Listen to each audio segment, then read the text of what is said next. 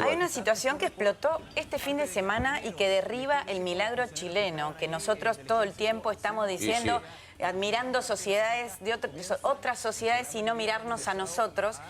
Chile, con toda la idea del milagro, de país perteneciente a la OCDE y demás, es muy moderno en su economía, en lo que parecen sus estructuras de Santiago, pero después hay enormes bolsones de pobreza. El 70% de la población está cobrando entre 500 y 700 dólares. Claro, la desigualdad al social mes. en Chile ha crecido de una manera impresionante. Si bien es cierto, Chile en lo macro vuela, pero en lo micro tiene una desigualdad social tremenda.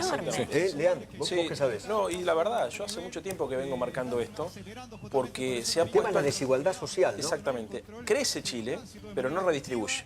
No cae. Redistribuye, Un no redistribuye. 2.5 y no distribuye. ¿Y cuál es el problema de la gente común en Chile? Que está muy endeudada, porque los servicios públicos están todos privatizados, tanto el sistema sanitario como el sistema de educación está privatizado. Entonces vos, para poder acceder a la universidad tenés que ir a un banco privado a sacar un crédito para pagar una universidad privada. Entonces, por más que vos ganes 500, 600 dólares por mes, el nivel de endeudamiento hace que tu salario sea de subsistencia. Los estudiantes también, los jubilados viven prácticamente en la pobreza y el famoso cheque de salud, Michelle Bachelet intentó erradicarlo y todo el sistema de pensiones también, reformarlos, pero no pudo. Bueno, ya hay FJP, Entonces, se llaman AFP. Exactamente, es un sistema de capitalización individual que hace que vos, por ejemplo, si tenés un buen salario, aportaste toda tu vida, no tenés problema. Pero si has tenido un salario del promedio, después tenés una pensión de subsistencia.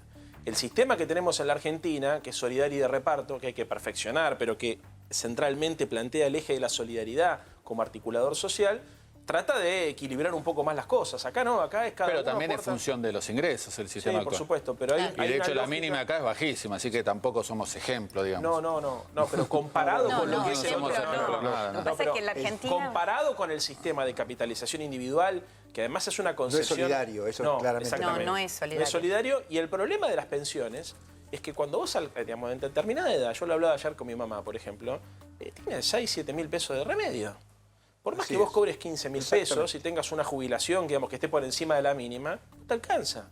Los remedios están muy caros. Imagínate si además vos tenés la desgracia de tener alguna enfermedad crónica.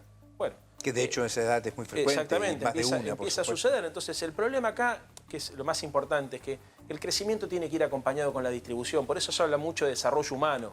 Es el valor que nosotros tenemos que poner en el centro del debate para organizar las democracias modernas. ¿Por qué Latinoamérica no aprendió todavía a distribuir como corresponde? Argentina tampoco distribuye como corresponde. No, Estados Unidos tampoco. No, Estados Unidos Yo tampoco. estaba leyendo... Europa debe ser el grupo de países que mejor distribuye. Sí, y además los europeos del norte.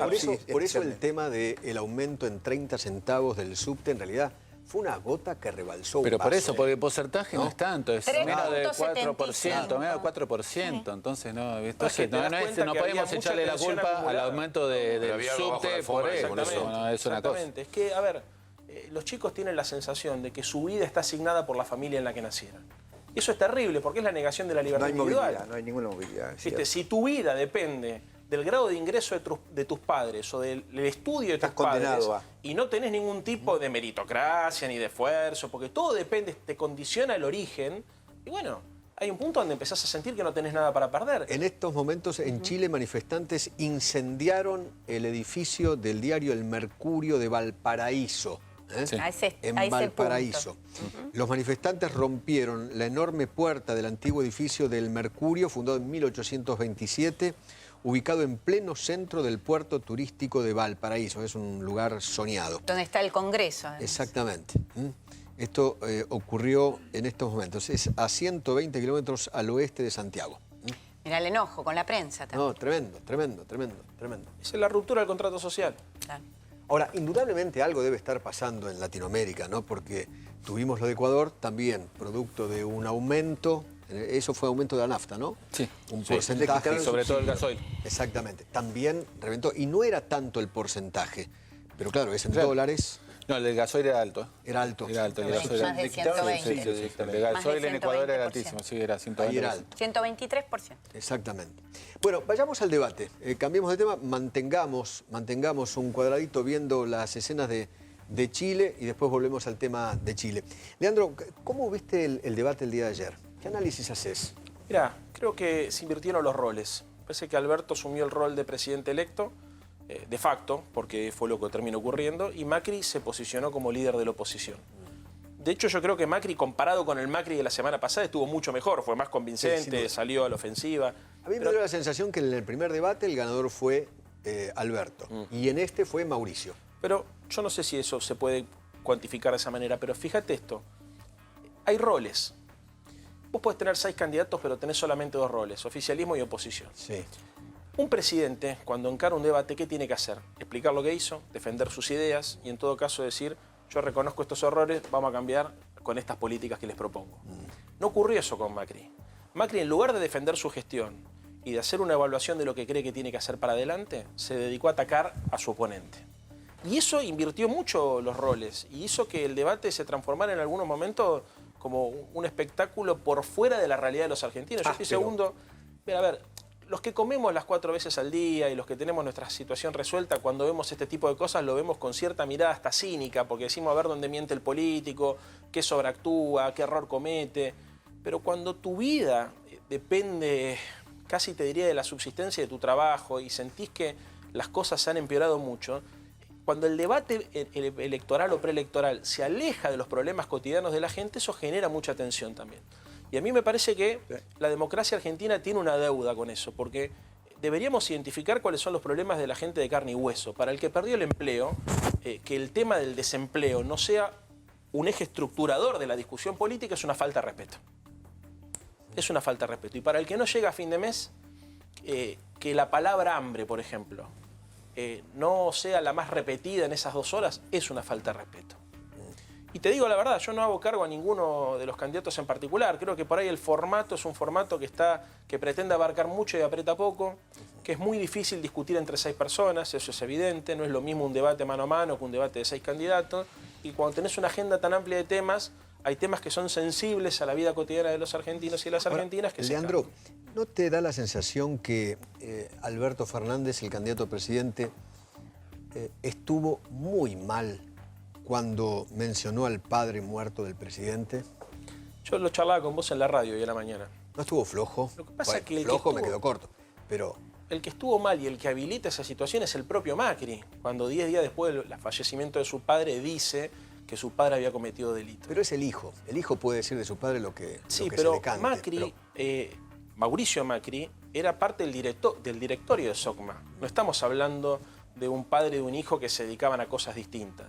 Cuando Alberto le dice, vos sos parte de la patria contratista, y durante muchos años se te vinculó con la corrupción en la obra pública, desde las cloacas de Rousselot, pasando por los contratos de Maldiva, por el soterramiento del ferrocarril Sarmiento y tantos otros emprendimientos, porque, digámosle a la gente, la familia Macri tenía varios negocios. Uno de esos negocios era la construcción y la obra pública, digamos, ¿no? O sea, eran prestadores de servicio al Estado. Contratista del Estado. Contratista del Estado. Y hablaba como si hubiese caído recién vista a la Argentina y estuviese analizando las cosas que le pasaban en un país donde él no fue protagonista. Entonces, esa cuota de cinismo que nosotros tenemos asumida, y cuando digo nosotros me refiero no a la gente en general, sino a los que estamos en los medios de comunicación, a veces es bueno ponerle en jaque. Y decirle, che, pará, vos no sos acá solamente un hombre que acaba de llegar. Sos un hombre que forma parte del poder hace por lo menos 40 años. ¿Entre bambalinas se enfrentaron ellos en el primer corte? ¿Se dijeron cosas fuertes? Yo ¿Le dijo abajo, a Alberto ¿no? Fernández que sos un inmoral? ¿Le dijo a Macri? No sé si se lo dijo, pero estaba abajo. Lo leí en el diario, en Clarín y en La Nación. Pero no, yo no lo pude ver. ¿Y no lo conversaste con Alberto? No, ¿Qué pasó? no lo conversé. Para nada. Sé qué es lo que piensa Alberto. Ahora, cuando ¿Piensa eso? Sí, de Macri sí. ¿Que es un inmoral? Sí. Es lógico. Es lo que piensa. Ahora, cuando el presidente Macri le habla acerca de la corrupción y que Alberto Fernández no vio, Alberto Fernández le dice, yo me fui justamente porque estaba en desacuerdo. En realidad no era la obligación de Alberto denunciar lo que vio cuando se fue. Mira, yo creo que ahí Macri estuvo muy inteligente, porque tomando la ofensiva y poniendo la discusión en ese plano, en ese momento histórico, evita hablar de los casos de corrupción que lo hackean a él. Y si vos me decís cuál fue la mayor inteligencia, bueno, fue esa, la de tratar de escapar de los cuestionamientos propios poniendo la pelota en el campo del adversario. Obviamente también favorecido por el tema del sorteo, que él terminaba hablando último. Alberto tiene algo que muy pocos candidatos a presidente tienen en América Latina, que es una foja personal absolutamente transparente. Nunca se lo denunció de nada. Y el presidente de la Nación va a tener que dar muchas explicaciones, ¿no? Ya tiene... Y le tiró sobre la cabeza en el debate. Tiene 100 causas. 100 causas le amenazó.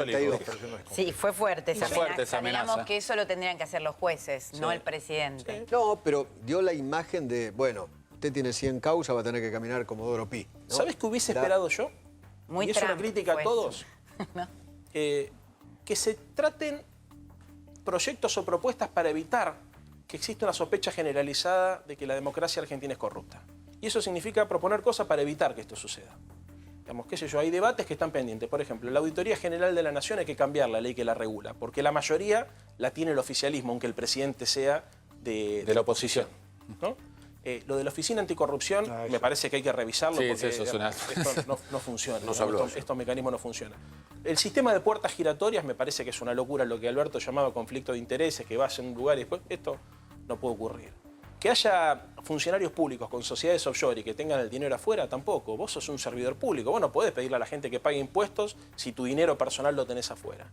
Y obviamente que cada vez que haya un funcionario... Y te agrego algo, que haya un expresidente que tiene 12 procesamientos y 7 pedidos de prisión y no esté presa, eso también no puede ocurrir. O también modificar, la ley de fueros. Pero a ver, modificar la ley de fueros. Acá en Argentina los fueros es un blindaje a los legisladores. No existe en otros países eso. En Estados Unidos no existe eso. No, sí existe. No, con el blindaje que tienen los jueces, te lo muestro acá. No existe el blindaje. En el sistema institucional argentino, una persona es culpable cuando un juez lo determina, ¿no? Y la verdad es que el presidente de la Nación, por ejemplo, asumió como presidente en el año 2015 procesado. Entonces, que vos tengas sospecha... Después fue sobreseído en esa causa. Sí, fue sobreseído. Pero es cierto... Estaba procesado. Fue a las elecciones procesado y ganó procesado y asumió procesado. Entonces, nosotros no podemos naturalizar que porque existen cuestionamientos sobre algunas personas, son culpables. Si la justicia determina que cualquier político es culpable, obviamente no puede ejercer más cargo público y tendrá que pagar en la justicia. Lo que no podemos hacer es dar por sentado que porque existen determinadas causas, porque ¿sabes qué? Aparte te voy a decir una cosa, acordate lo que te digo, es lamentable esto. La mayoría de las personas, de los políticos que pasan por cargos de gestión, del partido que sean, terminan generalmente con un montón de procesamientos. Sí, eso es cierto. Entonces, viste, si vos decís, bueno, no, que si están procesados no tienen posibilidad de participar. Por encubrimiento, por mal desempeño. Por una medida económica. Los del Banco Central terminan todos procesados.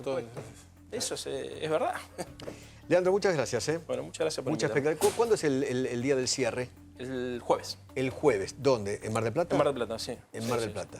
Una última cosa, déjame decir, porque lo de Chile me preocupa mucho. Yo creo que la democracia argentina... ¿Qué olés? ¿Sabes qué, vuelo? Que hay mucha tensión social abajo. Yo creo que es muy difícil la situación para aquellas personas que tienen salario de subsistencia, que viven de la changa, que sienten que además el salario se les pulveriza. Estás hablando de nuestro país, no solo de Chile. No, estoy hablando, claro. De verdad estoy hablando de toda América Latina. Claro, por eso. El precio de los alimentos se ha escapado muchísimo, los combustibles, que es un precio que determina después la cadena de precios del resto de los productos de la vida cotidiana.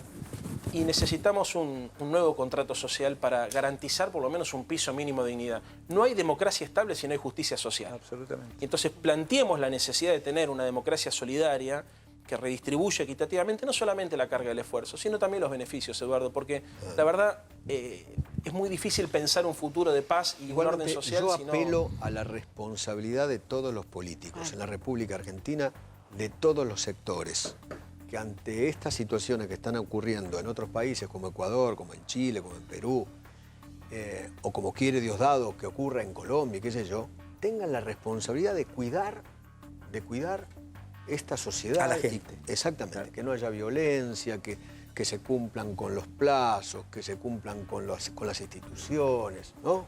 Sí, coincido. Me parece que eso... Todos los actores de la vida social de nuestro país. Sí, porque, a ver, yo creo que tanto el movimiento obrero como los movimientos sociales, como el sector empresario también tiene una responsabilidad. Hay gente que abusa de su posición dominante y pone cualquier precio, se cubren, ¿viste? Y se cubren con los alimentos y decís, che, a ver cuánto, y bueno, no sé, como no sé cuánto va a estar el dólar, por las dudas remarco, ¿viste? Claro. Y vos vivís de un salario. El salario promedio de la Argentina son 24.000 pesos. Sí. Salario mínimo, mucho menos, el 80% gana eso. Entonces, ¿viste? Yo la verdad a veces pienso que la dirigencia argentina está de verdad abstraída de lo que le pasa a la gente común. Y eso es lo que genera violencia en la vida cotidiana por abajo. La desigualdad y la sensación de que nadie le presta atención a lo que les pasa. ¿La dirigencia en general o la dirigencia...? No, en general, en general. Porque además creo que es un problema, en América Latina por lo menos, y es un problema que está en todas las esferas. Hay como una suerte de estratificación, ¿no?